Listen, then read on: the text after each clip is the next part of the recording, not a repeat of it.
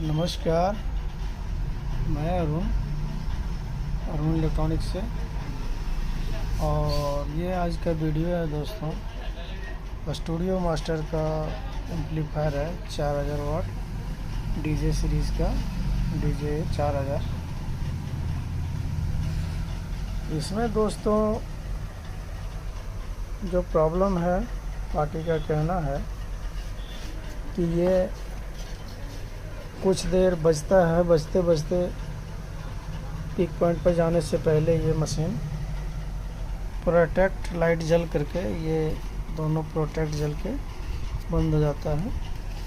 पहले बी में इसका प्रॉब्लम था ये, उसके बाद कहीं पे ये बनने के लिए दिया दोस्तों, और वो मैकेनिक साहब जब बनाए तो बताया कि घर लाने के बाद प्रॉब्लम तो सेम ही रहा, अब ए का भी जलने लग गया है और लो वॉल्यूम में ये ठीक बजता है दोस्तों। उनका कहना है कि लो वॉल्यूम में सही बजता है। तो मेरा काम करने से पहले मैं सोचा कि ये वीडियो आपको मैं शेयर करूं बना करके, ताकि हमारे जितने मैकेनिक भाई हैं कुछ इस प्रकार का नॉलेजेबल वीडियो मिल जाए दोस्तों, और आपका कीमती समय और मेहनत दोनों बच जाए। इस प्रकार के फॉल्ट में आप अगर पड़े तो कैसे सॉल्व करेंगे, इसके विषय में आज का ये वीडियो बन रहा है दोस्तों। देख सकते हैं दोस्तों कि पूरी एम्पलीफायर को मैं खोल दिया हूँ, और इसी प्रॉब्लम को ढूंढने के लिए दोस्तों, तो जहाँ तक हमें समझ में आया कि ये जो है दोनों चैनल में, देखिए मैं कोई काम नहीं किया हूँ दोस्तों, इसमें अभी कोई काम नहीं किया हूँ, सारा कुछ ये पुराना इसका लगा हुआ है। और ये दोनों चैनल जो है दोस्तों, ये देखिए ड्राइवर सेक्शन, ये सब कुछ कहीं कुछ नहीं किया हूँ मैं। ये दोनों का दोनों चैनल जो है दोस्तों एकदम ओके है, चैनल में कहीं पे कोई परेशानी, कोई दिक्कत नहीं है, कोई सामान इसमें बिगड़ा हुआ नहीं है, ये एकदम सही है चैनल। तो दोस्तों जिस प्रकार का इसमें प्रॉब्लम है, ये प्रॉब्लम तो ज़्यादातर आता है दोस्तों, ये जो देख रहे हैं आप, ये जो मॉसफेट का जो सेक्शन है दोस्तों, ये देख रहे हैं आप, 3 मॉसफेट यहाँ पे लगा हुआ है।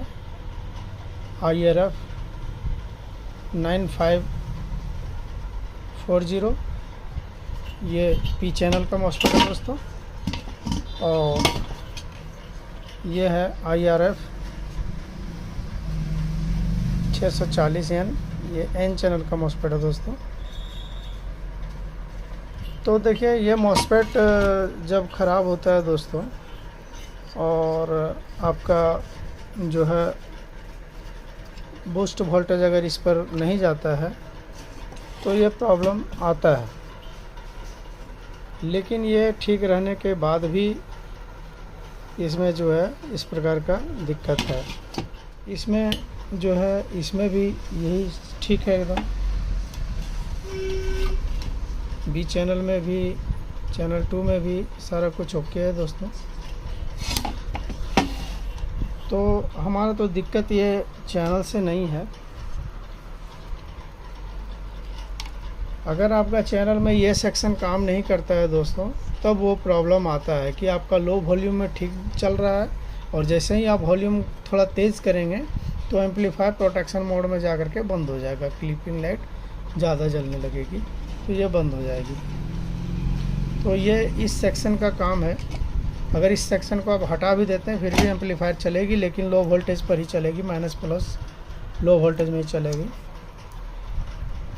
ये आज वीडियो बनाने का मकसद है दोस्तों कि इस प्रकार का जो एम्पलीफायर होता है दोस्तों, H एम्पलीफायर क्लास H के जो एम्पलीफायर होते हैं, उसमें वोल्टेज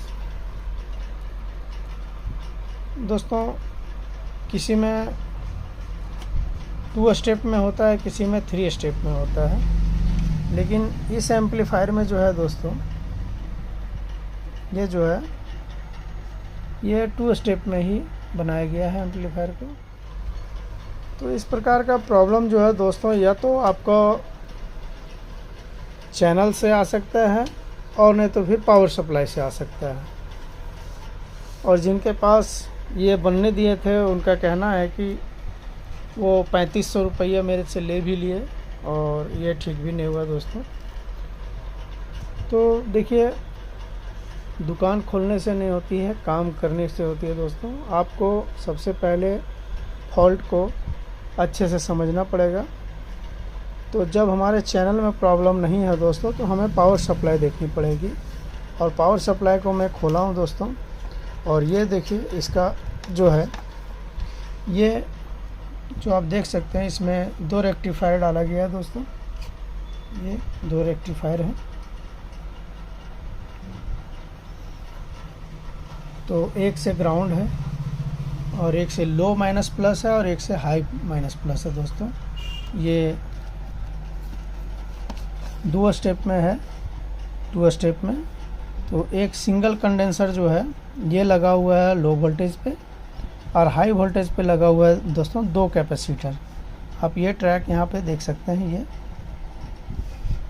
तो मैंने जब खोला है दोस्तों, तो हमें जो फॉल्ट मिली दोस्तों, ये फॉल्ट हमें मिली पावर सप्लाई की।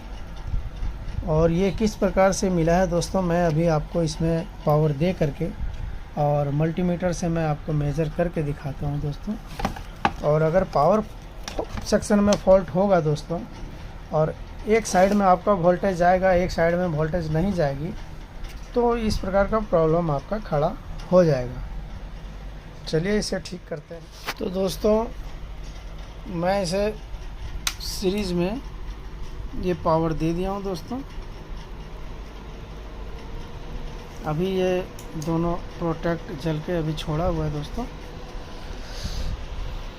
तो ये आप देख सकते हैं, मीटर पे भी ध्यान दें। 200 की रेंज पे मीटर को मैंने लगाया है, और एक रॉड को जो है मैं ग्राउंड पे लगाया हूँ।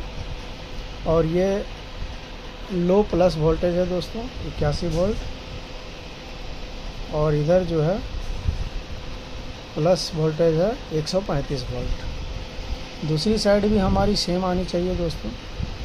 तो ये देखिए -87 है, और ये -135 है, और ये इधर भी +136 है। लेकिन अब यहाँ पे आपको तो ऑन में तो सब ठीक है दोस्तों, लेकिन कैपेसिटर हमें एम्पलीफायर ऑफ करने के बाद फिर देखनी है कि कौन सी कैपेसिटर हमारी वीक है। तो इसमें जो है देखिए, पावर को ऑफ कर दिया मैं, और ये देखिए दोस्तों, अभी इस पे हमारा 81 वोल्ट जो है स्टेबल है, क्योंकि लोड नहीं है तो कैपेसिटर चार्ज है। और इधर भी 135 वोल्ट स्टेबल है। और ये देखिए माइनस की तरफ ये 60 वोल्ट आ गया है दोस्तों, 58। और उधर देखिए ये 80 वोल्ट स्टेबल है। ये आ गया इधर 54। और ये देखिए दोस्तों, इस पर 81 वोल्ट है 135 की जगह पे। अब आप एक तरह से और भी आप चेक कर सकते हैं कि ये देखिए, ये जैसे हम इसको नापें दोस्तों, ये सीरीज़ में होता है, ये रियल वोल्टेज है सीरीज़ में होता है। ये अभी इधर है 79 वोल्ट। अब मैं प्लस में इसका माइनस डालूंगा और इसके प्लस पे भी 79 वोल्ट ये होना ही चाहिए, क्योंकि इक्वल वोल्टेज होता है। तो उधर का भी कैपेसिटर थोड़ा सा वीक है। और इधर में आप आ जाइए, देखिए ये -31 वोल्ट आ गया। और ये देखिए दोस्तों, इस पर 16-17 वोल्ट है। तो हाई वोल्टेज के जो कैपेसिटर हैं दोस्तों, ये दोनों इसका वीक है, जहाँ पे वोल्टेज स्टोर नहीं रहता है। और यही कारण है, सबसे मेन कारण है कि एम्पलीफायर जब लोड पे चलता है दोस्तों, तो ये वोल्टेज को नहीं दे पाएगा और वहाँ पे मॉसफेट काम नहीं कर पाएगी सही से। तो चैनल जो है पिक मोड में चला है, ये क्लिप मोड में चला जाएगा, और क्लिपिंग में जाने के बाद जो है दोस्तों, ये प्रोटेक्शन में चेंज हो जाएगा और बंद हो जाएगी एम्पलीफायर। तो इनके पास में सेम कंडीशन यही हो रहा है दोस्तों। इधर देखिए, इधर में जो है अभी भी जो है पॉजिटिव साइड का जो है ये वोल्टेज देखिए 70 के लगभग में है, और ये 135 से 135 आ गया 160 वोल्ट, जबकि यहाँ पे इसको होना चाहिए दोस्तों लगभग। तो ये अभी उधर का कैपेसिटर उतना डाउन नहीं है, लेकिन इधर का जो कैपेसिटर है ये पूरी तरह से डाउन हो गया है दोस्तों। तो इसमें मेन बीमारी यही निकला है दोस्तों। इस साइड का हमें कैपेसिटर टोटल चेंज करना पड़ेगा दोस्तों, तो जा कर के ये सही हो जाएगा। तो आज का वीडियो जो है दोस्तों इसी प्रकार का नॉलेजेबल वीडियो है दोस्तों, और इस वीडियो को पूरी देखें, और हमारी लैंग्वेज में कहीं कुछ गलती हुई हो तो क्षमा करें, क्योंकि मैं अपना लोकल लैंग्वेज में ही ज़्यादा वीडियो बनाता हूँ, और मेरा उद्देश्य होता है कि जो थोड़ा सा नॉलेज है कहीं पे, तो इसमें आपका ये मैं शेयर करूं और आपका समय बच जाए। इस प्रकार से आप अपना चेक कर सकते हैं। चलेगा दोस्तों कि ये सब कुछ सही है, कैपेसिटर भी ऊपर से एकदम नॉर्मल है। देखिए कहीं कुछ समझ में नहीं आ रहा है कि ख़राब है, कोई कह नहीं सकता है कि ऊपर से ख़राब है, लेकिन आपको ये सब मेजर करना पड़ेगा। सबसे पहली बात है कि मीटर से आपको अच्छी तरह से मेजर करना पड़ेगा, तभी ये प्रकार का फॉल्ट आप पकड़ पाएंगे दोस्तों। और इस चैनल में जो है एकदम कुछ हमें करने की ज़रूरत नहीं है, बस मैं इतना ही काम इसमें करूँगा अभी, और ये जो है सही हो जाएगा दोस्तों पूरा। और यहाँ पे मैं अभी इसका ये नाम छिपा दिया हूँ दोस्तों, क्योंकि बहुत सारे डीजे भाई लोग अपना नाम एम्पलीफायर में नोट करके रखते हैं लिख कर। चलिए दोस्तों आगे वीडियो को देखते रहिए। मीटर को दोस्तों खोल रहा हूँ। सबसे पहले हमें इसका सोल्डिंग को हटाना पड़ेगा दोस्तों सबका।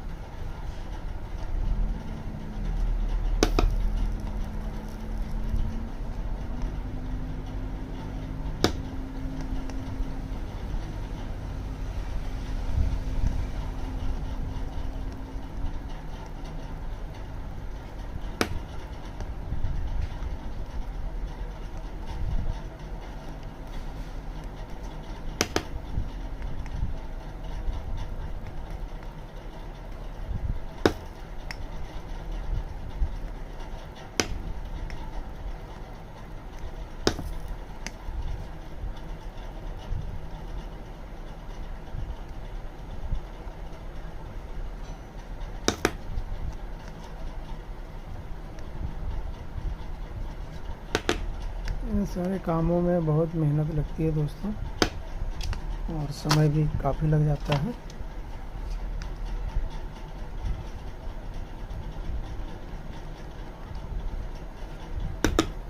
अगले काम में थोड़ा धैर्य रखें, और जिस प्रकार मैं वीडियो बना रहा हूँ वैसे पूरी वीडियो को देखें, तब आपको समझ में आएगा अच्छे से दोस्तों।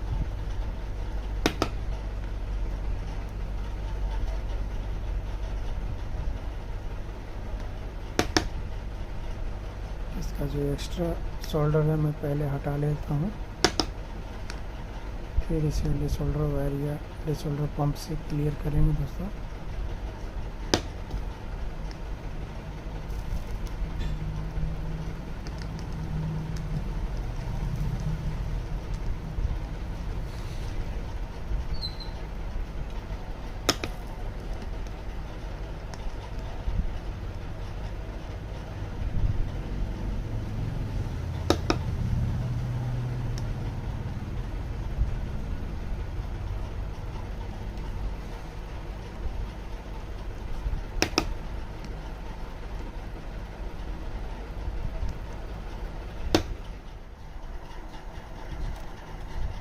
तो ये दोस्तों कैपेसिटर जो है निकाल दिया दोस्तों, और इसका थोड़ा सा पिन को मैं साफ़ कर लेता हूँ अच्छी तरह से, ताकि दूसरी कैपेसिटर डालनी है इसमें।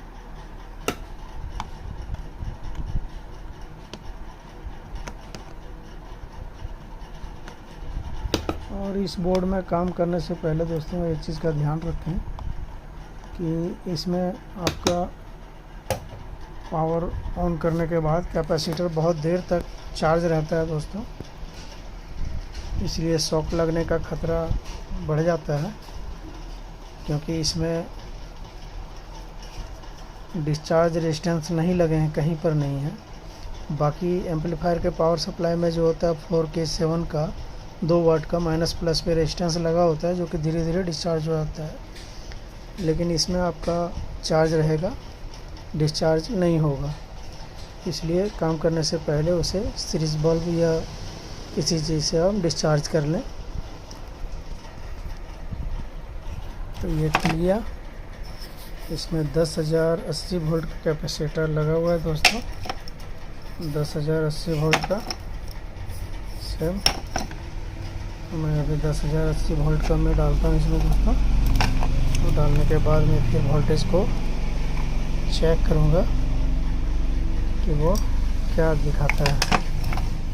तो अभी हमारे पास में ये दोस्तों 10,080 वोल्ट का जिंजल का है मेरे पास में, और 85 डिग्री इसका है ये, और ये है 10,080 105 डिग्री सेल्सियस का है। तो डिग्री सेल्सियस से उतना कोई ये नहीं है, आप लगा सकते हैं। और ये 4 पिन का है, मेरे पास 2 पिन का है। तो यहाँ पे आप देख सकते हैं कि इसमें 4 पिन का भी ऑप्शन दिया हुआ है और 2 पिन का भी ऑप्शन दिया हुआ है। तो हम 2 पिन का भी डालेंगे इसमें, उससे कोई ये मैटर इशू नहीं होता है। फ़िलहाल तो मैं यही इसमें डालूँगा दोस्तों। तो इसमें जो है ये कैपेसिटर मैं डाल दिया हूँ दोस्तों, ये देखिए। और अब इसको बारी बारी से मैं सोल्डर कर दूँ अच्छी से।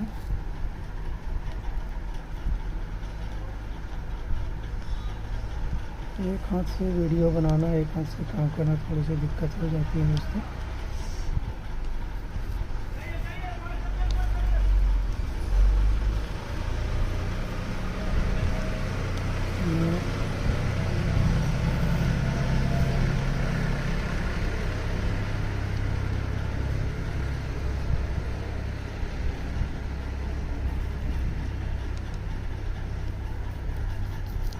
जितने भी जो एक्स्ट्रा रांगा मैं इसी से निकाला था दोस्तों, वो मैं इसमें लगा दे रहा हूँ। और फिर ऊपर से मैं अच्छे से इसमें और भी सोल्डर लगा के बढ़िया से सोल्ड करूँगा, और फिर इसे क्लीन कर देना है दोस्तों।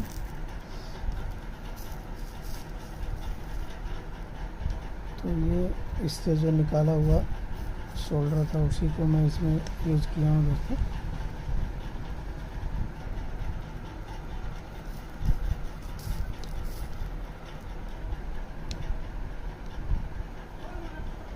इसके बाद मैं अब इसमें नए सोल्डर को डालूँगा। दोस्तों देखिए, कैपेसिटर को डाल के मैं अच्छे प्रकार के सोल्डिंग भी कर दिया हूँ। और ये मैंने नया वाला डाल दिया दोस्तों, तो इसे मैं सील भी करूँगा। उससे पहले मैं इसमें पावर डाल के मैं इसका वोल्टेज थोड़ा सा देख लेता हूँ दोस्तों कि क्या कंडीशन है।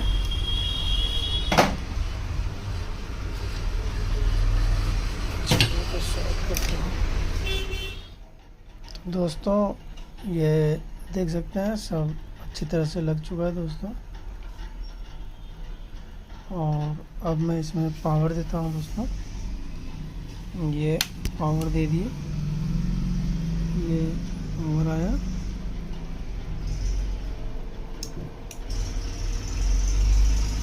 और ये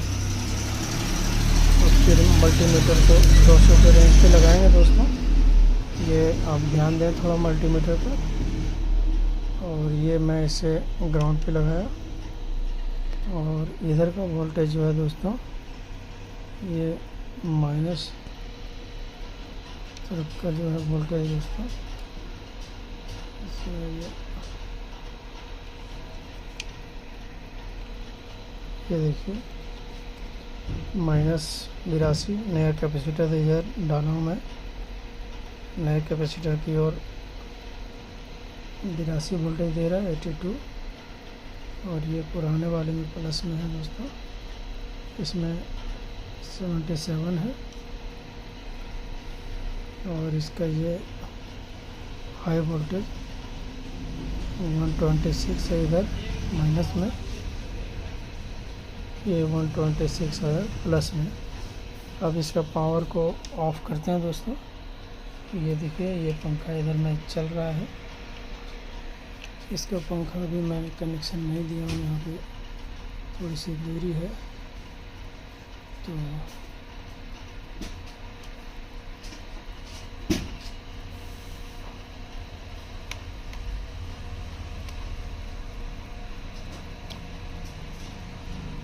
ये जो फैन वाला ये हो गया, ये देखिए पंखा भी चल रहा, पावर ऑन है। तो ये पावर को हम ऑफ कर देते हैं दोस्तों, अभी ऑफ कर दिए हैं। और ये देखिए पंखा रुक चुका है। अब जैसा कि हम बताएं कि कंडेंसर हमारा चार्ज रहना चाहिए वोल्टेज, तो ये मीटर पर से थोड़ा सा ध्यान देंगे आप। और ये मेरा प्रोड जो है ये प्रोड देखिए दोस्तों, ये माइनस वाले ग्राउंड पे है, और इसका जो है ये माइनस में देखिए 81 वोल्ट अभी स्टोर है, ये गिर नहीं रहा। और ये देखिए ये 76 वोल्ट इसका पुराना कैपेसिटर प्लस 76, और ये हो गया 125 वोल्ट इसका प्लस में, और ये हो गया 124.8 और 25 के समथिंग है ये हो गया माइनस में। तो ये बहुत धीरे धीरे इसको डिस्चार्ज होना चाहिए दोस्तों, और यही चीज़ जो है पुराने वाले कैपेसिटर में नहीं हो रहा था। ये देखिए 125 उधर है अभी स्टोर,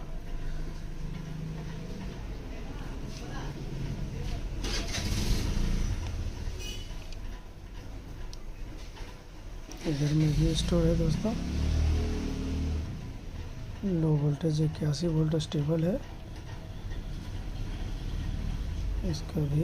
ये पुराना कैपेसिटर है 76.6 है, कोई दिक्कत नहीं है, ये पावर ऑन में रन में चलेगा दोस्तों। लेकिन उतना गिर नहीं जाना चाहिए था जितना गिर रहा था इन कैपेसिटरों में। तो ये कैपेसिटर वीक हो गया है, पुराने होने की वजह से ये चार्ज होना बंद हो गया था, इसमें स्टोर नहीं था दोस्तों।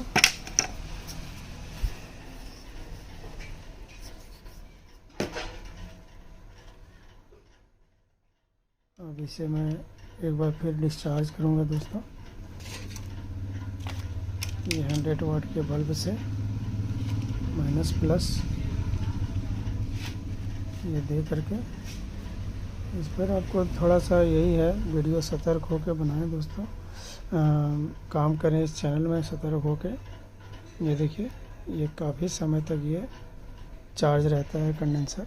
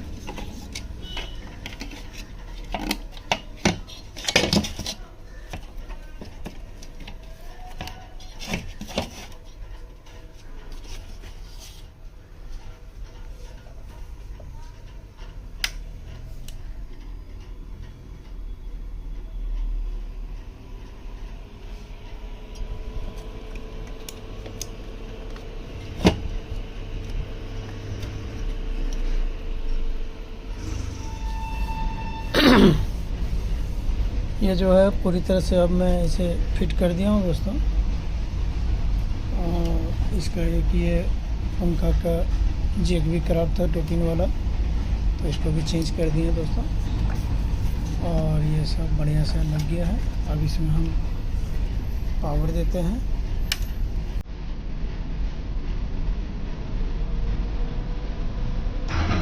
और ये ऑडियो चालू हो गया है। वॉल्यूम का पूरा फुल रखना है दोस्तों। और वो मिक्सर से इसका जो है ये देते ही देखिए।